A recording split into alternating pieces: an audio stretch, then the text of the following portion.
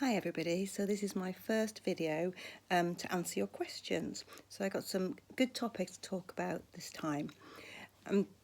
So I was asked about anxiety, severe anxiety, social anxiety, all those worries that we have and that we just get into a cycle of making it worse and worse for ourselves. I find especially at night when we're trying to sleep, those worries will just go round and round in our heads. I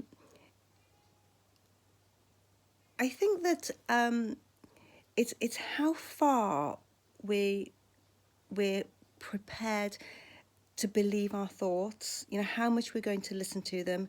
Because I used to have no concept that I'd got any choice. I thought, well, they're my thoughts, they must be fact, they are to believe, they're there for a reason.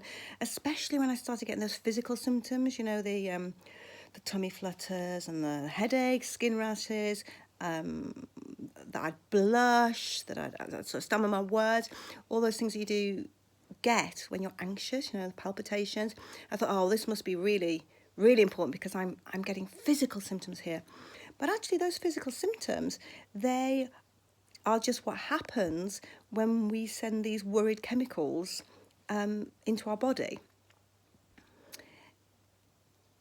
And what these thoughts do, these thoughts that get us to worry, actually they're protecting us, because we've all been embarrassed at some point in our lives. We've all wish we hadn't said something or done something, and our subconscious is trying to protect us from that happening again.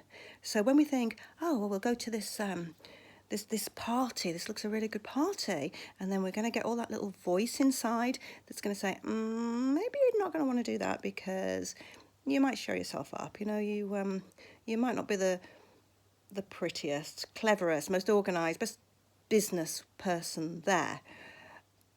And then I might believe that, and I might go, yeah, actually that's true. I might make a fool of myself. I might look silly. So maybe I'll stay in and miss out on something that could have been great. Now that I know that I don't have to believe those thoughts, I think, oh, let's go to this new party. This looks really good. And those thoughts start to come in. And I just say, thank you, but you know what? I got this. And if feeling silly is the worst that's actually going to happen here, then I'll cope with that. I can handle looking silly. That's fine. I look silly quite a lot. And what if we go to that party and it's amazing? What if we meet people that are just wonderful? What if we have the best time ever? What if it's beyond our wildest dreams, and we could have just stayed home, couldn't we, and listened to our voice? We could have stayed anxious. You can always choose to stay anxious. It's your choice. I didn't know what it was, but it is. It's your choice, and you can stay where you are. You can stay anxious. You know what? You can stay in and still be anxious, or you can go, yeah, I got this. I'm going to push myself. I'm going to do that. And once we've done it and it's okay, then next time it's a little bit easier. And next time it's a little bit easier than that.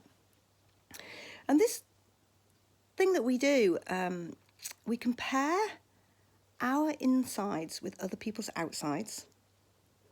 So we know what a mess we got into before we went to that social gathering, that meeting that was a little bit scary for us. Drove the car on the motorway and we'd not been used to doing that. Whatever it is that makes you anxious. And we know what a mess we got. We know how many times maybe we ran to the loo before we went. We know how nauseous we felt. We know that we were practically in tears, or maybe in tears, because it was so frightening. And we get there and all those people are so together. They all look great. They're all really confident. They all know the right things to say at the right times. Now, have you just ever considered for one moment that those people know what a mess they were before they came out? And maybe they're looking at you and they're thinking, wow, that person is so together. Look, she looks amazing. She even managed to put two shoes on that were matching. she's being sweet with everybody. She's smiling in all the right places. So maybe they're just human, yeah, just like we are, just like you are, and maybe they're just doing their best, just like us. And then something nice happens. There's this little shift where when you can see them, instead of as your competition, or instead of somebody that is scary or too clever or too cool or whatever it is, maybe you could look at them and you could say, yeah, you're just a person, just like me, you know, and you're just doing your best, just like me. And actually we've got a bond here. And when we realise that we're so much more similar to everybody else, then we don't feel so alone. So maybe whatever type of anxiety you have, maybe you can just say, yeah, thanks. This time I've got this. This time I'm going to do it. This time it's going to be worth it. So another question was about PTSD. So this post-traumatic stress disorder. Do you know what? I actually think that we're all on a continuum of how much we believe our thoughts and how much we believe we have to act upon our thoughts. And the more that we believe them and the more that we act upon them, the more we struggle, the more unhappy we are, the more diagnoses we get. Anxiety, depression, PTSD, bipolar, whatever it happens to be. And we diagnose and they say, yeah, we know you have this syndrome, this disorder, because we can check you've got the chemical imbalances in your brain. So, you have this. But what if, as I believe, what if it wasn't the PTSD or the anxiety that was coming because we have this chemical imbalance?